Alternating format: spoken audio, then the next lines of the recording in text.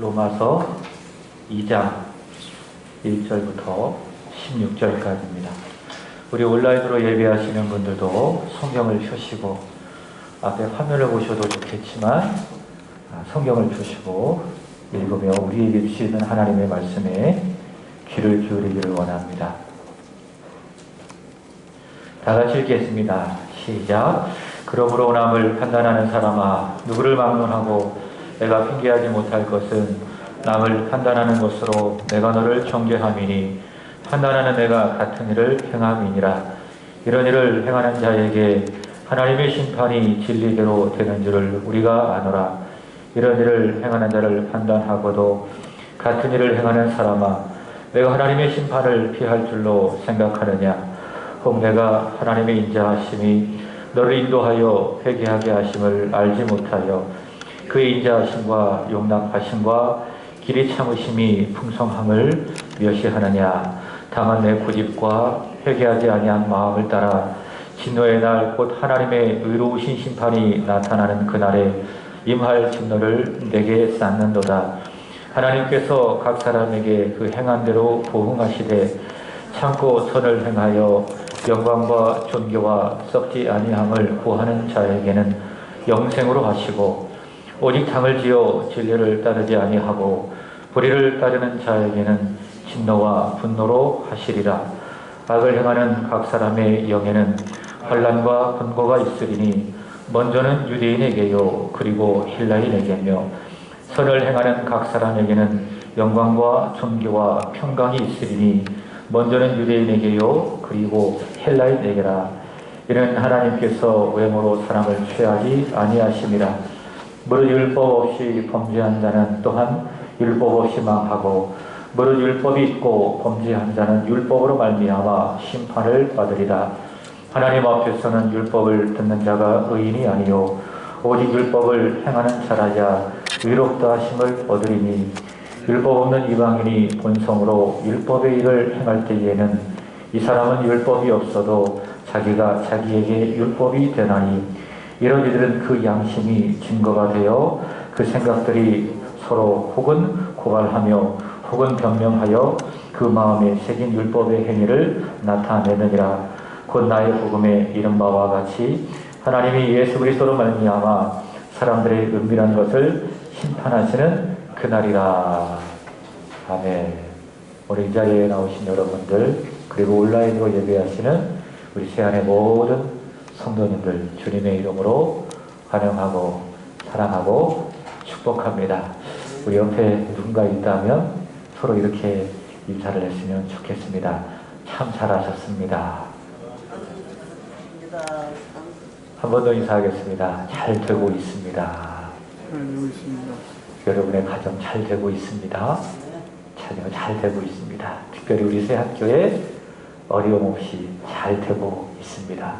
한 주간 신년 특별 저녁 기도회 우리 집사님이 기도하셨지만은 은혜 가운데 잘 마쳤습니다. 대면에서 하고 싶었지만 비대면으로 할 수밖에 없었는데 그럼에도 불구하고 예수 피에 대한 말씀을 가지고 또 말씀을 듣고 은혜 받는 좋은 시간이었습니다. 주신 말씀 기억하며 올 한 해 그 피 위에 굳게 서서 기쁨과 기도와 감사가 충만한 한 해가 되시기를 바랍니다. 코로나가 3차 유행 중입니다. 곳곳에서 교회발 감염이 일어나게 되어지고 그것이 언론에서 집중적으로 보도가 되면 많은 이들이 교회를 향한 비난을 쏟아 부어댑니다. 우리 교회도 지난 한 주간 동안 9시에 저녁 기도회를 했는데 비대면으로 하려면 그래도 불을 켜고 앰프를 켜고 영상을 켜고 그래야 되잖아요. 그랬더니 누군가가 지나가면서 우리 교회 예배드린다고 민원을 냈던 모양이에요. 그래서 대전시에서 오늘 오전에 찾아왔습니다. 그래서 사진을 찍고 가고 제가 물어봤죠. 5인 이상 집합금지는 교회는 제외라고 이야기합니다. 교회는 20명 이하 비대면 예배를 위한 인원만 허용합니다. 네, 그렇게 이야기를 하시더라고요. 어쨌든 우리 교회는 방역수칙을 지켜가면서 예배를 드리고 있습니다. 대면으로 여기에 와서 예배하시는 분들이 소수 있을 것이고 대부분 우리 성도님들은 비대면으로 온라인으로 예배하고 있는 줄로 압니다. 이런 때일수록 우리가 기억해야 될 것은 어디에서 예배를 드리느냐, 그것이 중요한 것이 아니라 어떻게 내가 하나님 앞에서 예배를 드리느냐, 그것이 중요하다. 그래서 이런 기회가 우리 예배를 무너뜨리는, 우리 예배를 소홀하게 만드는 걸림돌이 되게 해서는 안 되고, 오히려 우리가 대면 예배를 드리게 될 때에 더 하나님 앞에 뜨겁게 간절히 예배하는 디딤돌로 삼아야 될 줄로 믿습니다. 어쨌든 이런 많은 비난들이, 교회를 향한 많은 비판들이 언론을 통해서 내어져 우리가 듣고 있는 그런 상황 가운데에, 그래서 그런지 우리가 듣는 많은 이야기들은 부정적인 이야기들이 많이 있습니다. 여러분 고사리 아십니까? 고사리 좋아하시죠? 고사리가 뭔가 하면 나물이 아니라 첫 번째 따라서 볼까요? 고맙습니다. 두 번째 사랑합니다. 그 다음에 이해합니다. 자, 이런 말 고사리입니다. 이런 말 우리가 많이 요즘에 하지도 못하고 또 듣지도 못합니다. 이런 칭찬과 격려와 위로의 말보다는 누군가의 행동에 대한, 누군가의 말에 대한 비난과 비판의 말들을 우리는 많이 듣습니다. 그러다 보니까 우리도 자연스럽게 누군가를 향하여 고맙습니다, 사랑합니다, 당신을 이해합니다 라고 하는 칭찬과 격려의 말보다는 누군가를 향한 비난하는 일이 익숙해져 가는 것이 아닌가라고 생각을 해봅니다. 그런데 여러분, 내가 누군가를 향하여 내뱉는 그런 비난과 비판의 그 말은요, 상대방을 죽일 수 있는 살인 무기가 될 수 있다라는 사실을 우리는 잊지 말아야 합니다. 모건 블레이즈라고 하는 분이 비난에 대한 글을 써서 여러분에게 소개를 하고 싶습니다. 나는 치명적인 타격을 가할 수 있는 힘과 기술이 있다. 나는 상대방을 죽이지 않고도 승리할 수 있다. 나는 가정과 국가 그리고 어떤 조직도 파괴할 수 있고 수많은 사람을 파멸시킬 수 있다. 나는 바람의 날개를 타고 여행을 한다. 아무리 순결한 사람이라도 내게는 무력하고 아무리 깨끗한 사람이라도 내게는 더럽다. 나는 바다보다 더 많은 노예를 거느리고 있으며 나는 결코 망각하지 않으며 결코 용서하지 않는다. 내 이름은 비난이다. 여러분, 동서고금을 막론하고 모든 사람들이 즐기는, 아주 좋아하는 게임이 하나 있습니다. 뭔지 아십니까? 씹는 겁니다. 그것은 뒤에서 다른 사람을 비방하고 판단하고 험담하는 일입니다. 근데 그것은요, 우리가 죄인이다, 우리가 악하다라고 하는 증거가 될 것입니다. 영국의 철학자 토마스 홉스라고 하는 분이 그의 유명한 책 리바이던이라고 하는 책에서 이 비난에 대해서 이렇게 이야기를 했습니다. 한번 읽어볼까요? 시작. 다른 사람의 판단하고 흉보는 것은 다른 사람의 불완전을 말함으로 자신을 유리하게 만들려는 시도이며 우리의 죄성과 자존심을 동시에 만족시키는 편리한 장치이다. 사도 바울은 1장에서 자신은 예수 그리스도의 종이라고 소개를 했습니다. 그리고 자신은 그리스도의 종으로 복음을 전하는 일에 선택을 받았다라는 것을 이야기합니다. 그럼 복음은 뭘까? 자신이 전하도록 부름받은 그 복음은 과연 무엇일까? 복음은 성경에서 하나님이 미리 약속하신 것이고 아들 주 예수 그리스도에 관한 것이고 그가 우리를 위하여 이 세상에 오셨고 십자가에서 죽으셨고 다시 부활하신 것, 그것이 바로 복음이다. 그리고 그 복음은 믿는 자에게 구원을 주시는 하나님의 능력이다 라고 이야기했습니다. 자, 그러면서 그 복음이 사람에게 왜 필요할까 라고 했을 때에 바울의 대답이 무엇이었습니까? 사람은 죄인이기 때문에 그렇다. 그럼 죄는 뭔가? 죄는 외적인 것이 죄가 아니라 내적인 것이고 마음의 문제이고, 구체적으로 말한다면 로마서 1장 28절에 이야기하고 있는 것처럼 내 마음에 하나님 두기를 싫어해서 사람이 하나님의 말씀을 들어도 그것을 어기거나 거기에 대하여 불순종하는 것, 그것이 무엇이다? 그것이 바로 죄라라고 이야기했습니다. 그 죄로 인해서 사람들은 부패하고 타락하게 되었는데, 종교적으로는 사람들이 자기의 욕심을 위해서 우상을 만들어서 그것을 섬깁니다.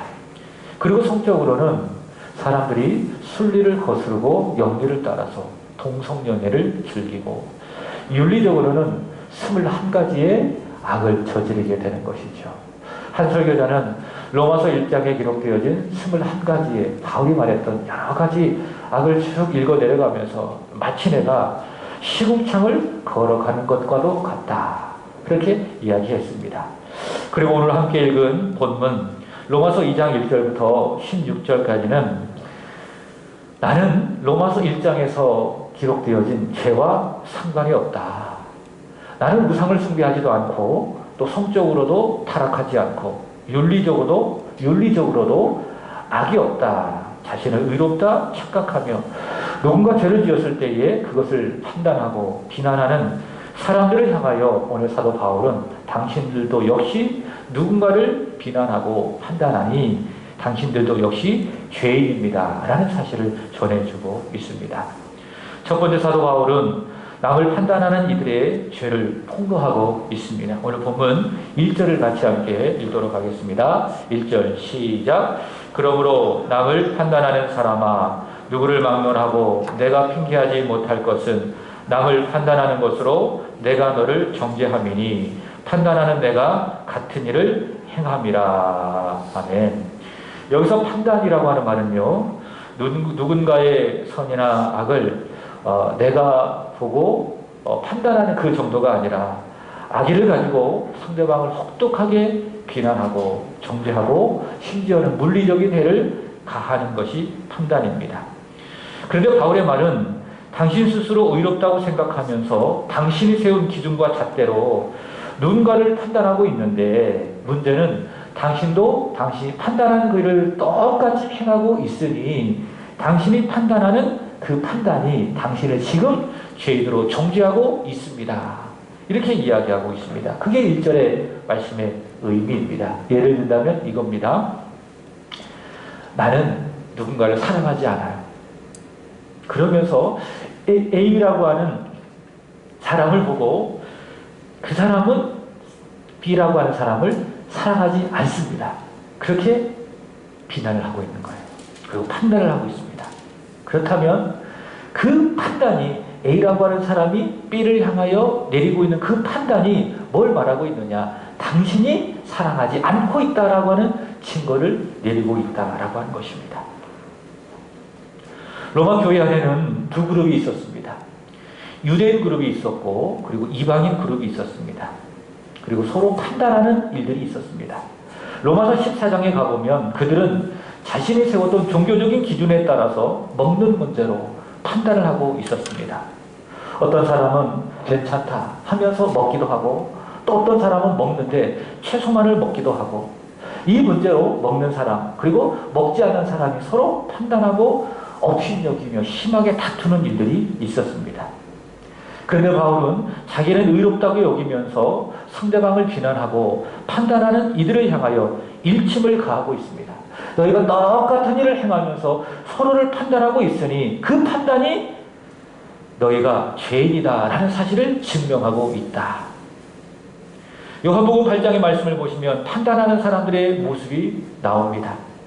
사람들은 현장에서 간음을 하다가 붙잡힌 여인을 끌고 와서 예수님 앞에서 판단하고 정죄합니다. 선생님, 이 여자가 간음을 하다가 현장에서 붙잡혔는데 모세율법에 의한다면 이런 여자는 돌로 치라라고 이야기하고 있는데 선생님은 어떻게 말하시겠습니까?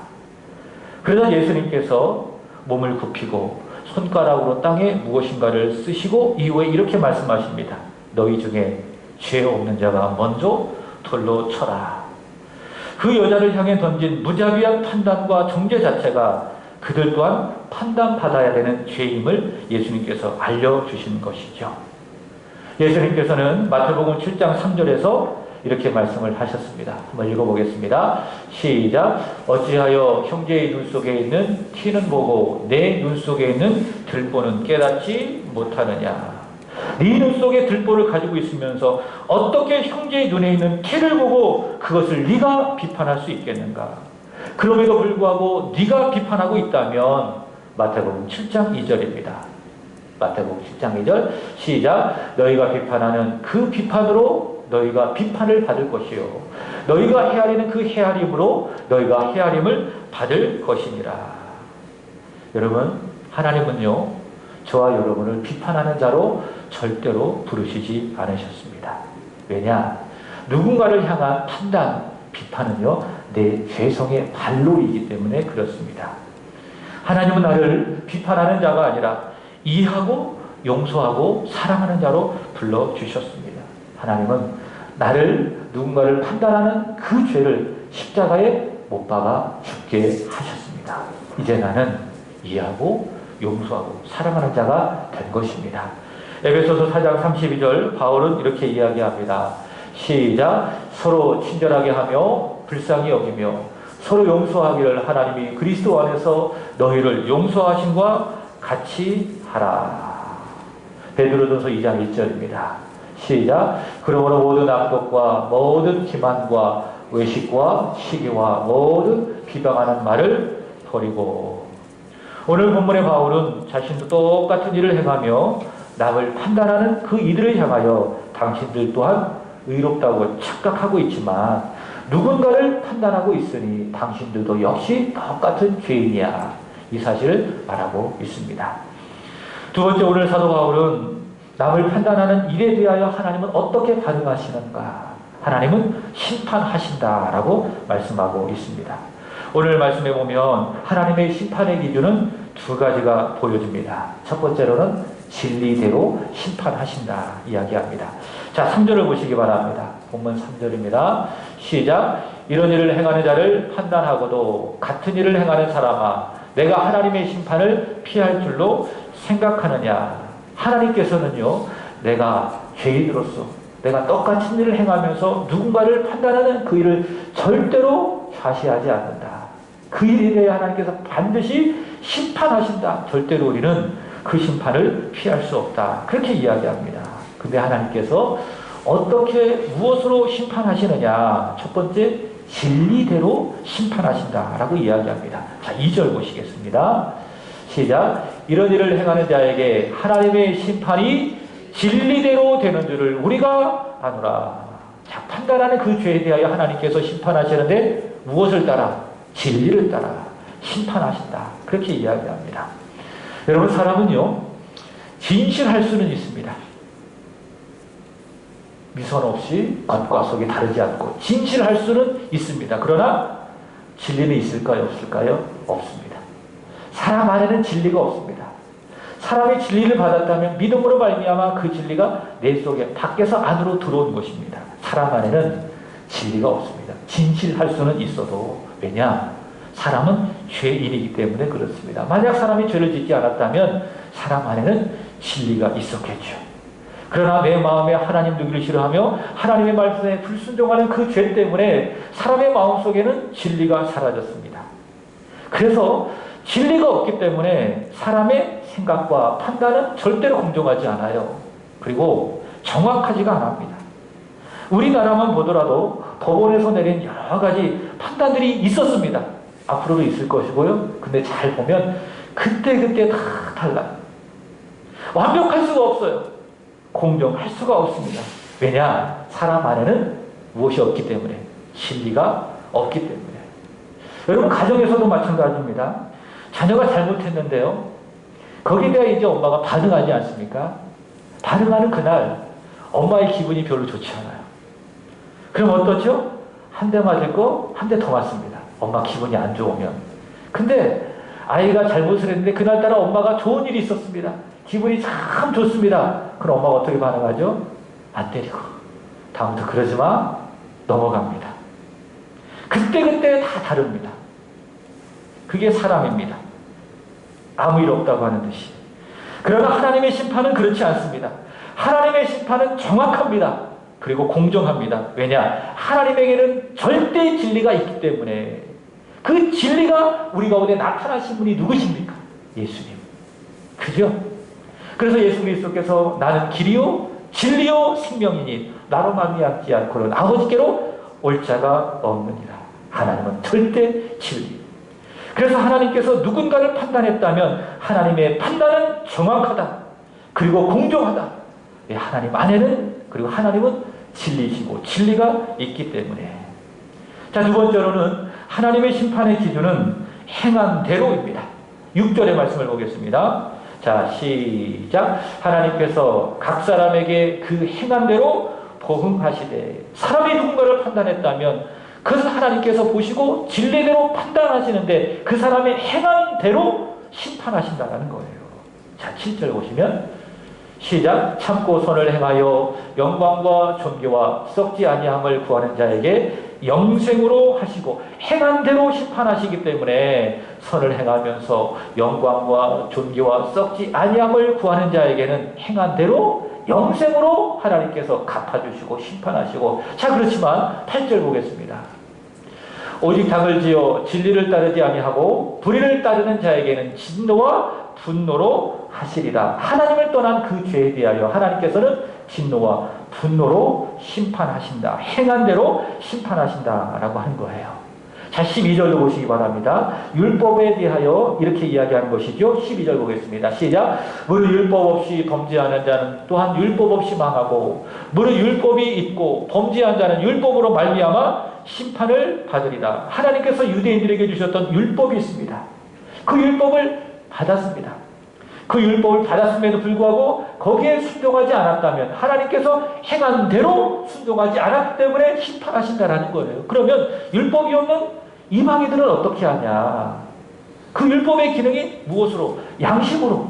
그래서 하나님께서 그 마음에 심어주신 그 양심대로 선하게 행했다면 거기에 대해 하나님께서 보응하시고 복을 주시고 행한 대로 갚아주시고, 그러나 양심에 어긋난 행동을 했다면 하나님께서 거기에 대하여 심판을 하시게 된다는 거예요. 13절 보겠습니다. 행한 대로의 기준에 대하여 이렇게 이야기하는 겁니다. 하나님 앞에서는 율법을 듣는 자가 의인이 아니요 오직 율법을 행하는 자라야 의롭다 하심을 얻으리니. 율법을 듣고 지켜 행하는 자에게 하나님께서 의롭다 하심의 복을 내려주시지만 그러나 행하지 않는 사람, 양심에 어긋난 행동을 하는 그 사람에게는 하나님께서 진노로 심판하신다라는 거예요. 또 16절도 보시기 바랍니다. 16절 시작. 곧 나의 복음이 이른 바와 같이 하나님이 예수 그리스도로 말미암아 사람들의 은밀한 것을 심판하시는 그날이라. 자, 은밀하게 내가 무엇을 행했다면 하나님이 그 일에 대하여 반드시 행한 대로 심판하신다는 거죠.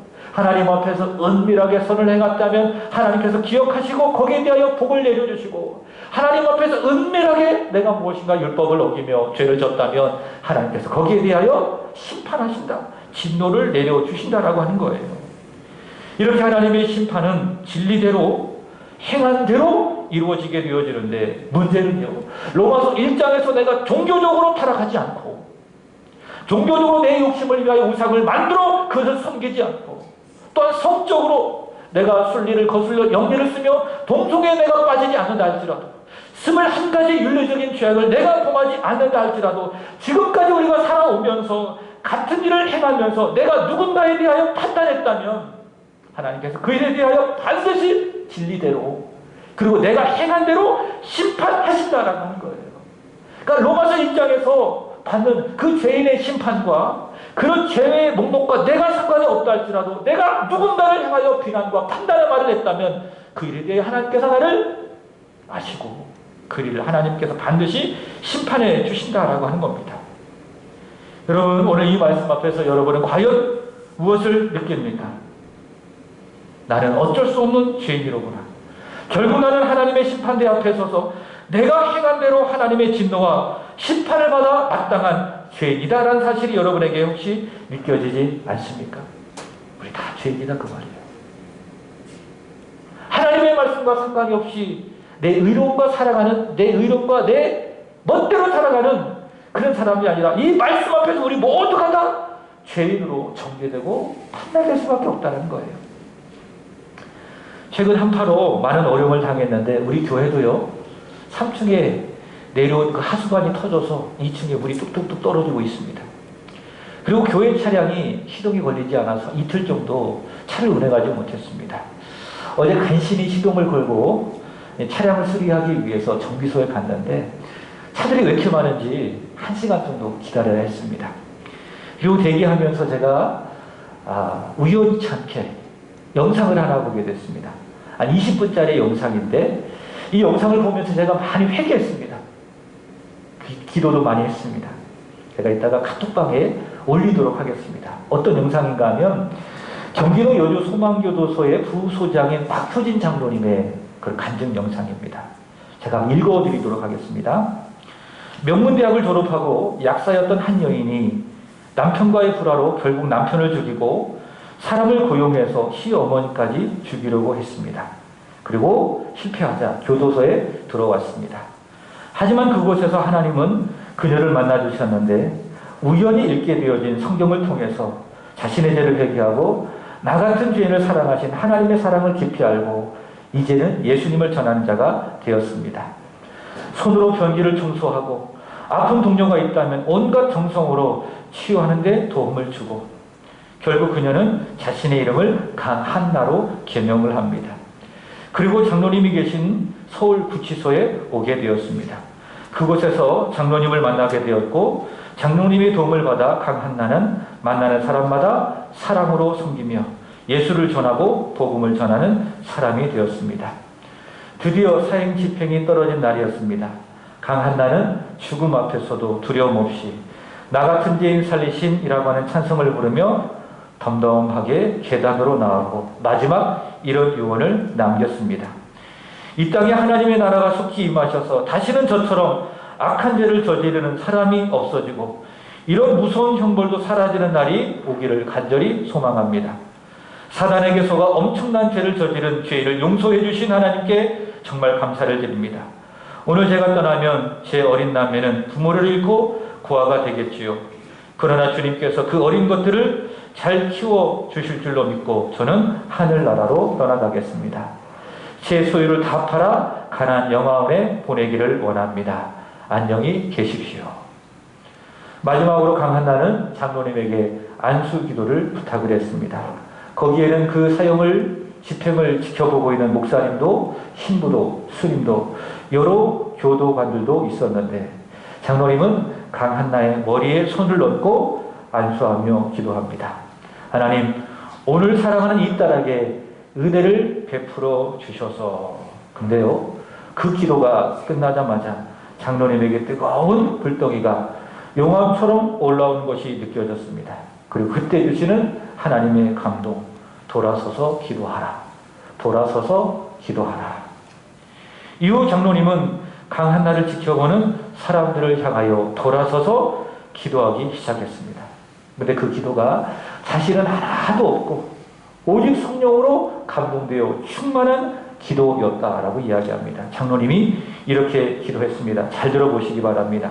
하나님, 오늘 사랑하는 이 딸은 자기가 지은 끔찍한 살인죄 때문에 이슬로 사라지지만은 그러나 이 딸보다 더 추악하고 더 사악하고 더 더러운 죄들을 가슴속에 가득 품고도 이 딸을 판단하고 정죄하고 죽음을 명하는 자리에 앉아 있습니다. 삶과 죽음이 교차하는 이 절박한 상황 속에서 과연 누가 더 죽을 자인지 더 살인자인지 심각하게 자신을 돌아보게 하여 주옵소서. 그 기도 후 강한나는 죽음을 맞이했고 거기에 있었던 모든 이들 사형수보다 더 악한 마음으로 누군가를 정죄하고 판단했던 그 죄를 회개하고 진정 예수 그리스도를 영접하게 되었다고 합니다. 여러분, 로마서 1장 32절의 말씀처럼 그 같은 일을 행하는 자를 하나님께서는 사형에 처한다고 말씀을 하셨습니다.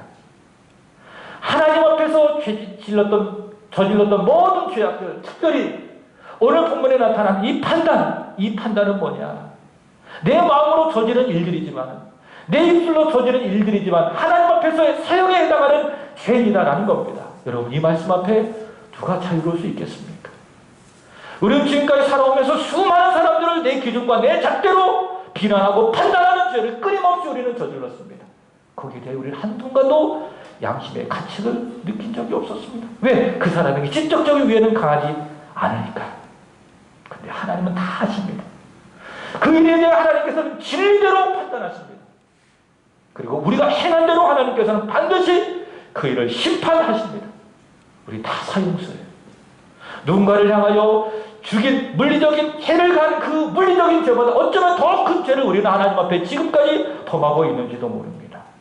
여러분, 이 말씀 앞에, 그리고 이 장로님의 간증 앞에 우리가 모두가 다 하나님 앞에 사형에 해당하는 죄를 받았다라는 그 사실, 나는 저 교도소에 있는 수많은 사람들보다 더 죽을 죄를 지은 죄인이라는 이 사실이 드러나게 되는 것입니다.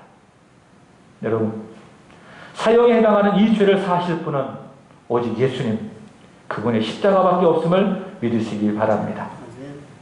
대개 소망이 없습니다. 내게 절망뿐입니다. 오늘 이 말씀 앞에 우리는 여실히 죄인으로 드러나는 겁니다. 서론의 말씀을 드렸죠. 시궁창을 걸어가는 듯한 느낌이라고요. 이런 느낌을 받아야 됩니다. 이 말씀 앞에서. 그래야 복음이 우리에게 효력이 있고 복음이 우리에게 능력이 되는 것입니다. 내가 무심코 누군가를 향하여 던진 그 판단, 그 비난, 내가 얼만큼 큰 죄인인지, 내가 사형을 받아 마땅한 얼만큼 큰 부정한 죄인인지 우리에게 증명하고 있는 사실이 아니겠습니까?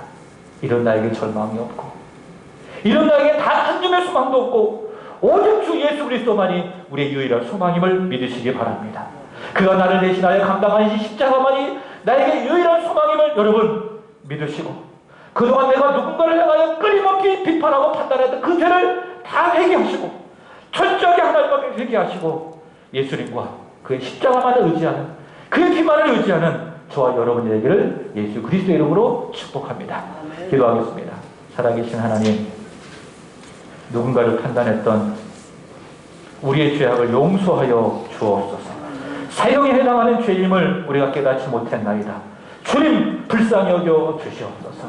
나는 죄인입니다. 나는 소망이 없습니다. 오직 예수님의 십자가만이 나의 유일한 소망임을 주여 믿습니다. 십자가 붙들고 다시 한번 일어서게 하여 주시고, 십자가 붙들고 이해하고 용서하고 사랑하는 삶을 살아갈 수 있도록 은혜를 도하여 주옵소서. 예수님의 이름으로 기도합니다. 아멘.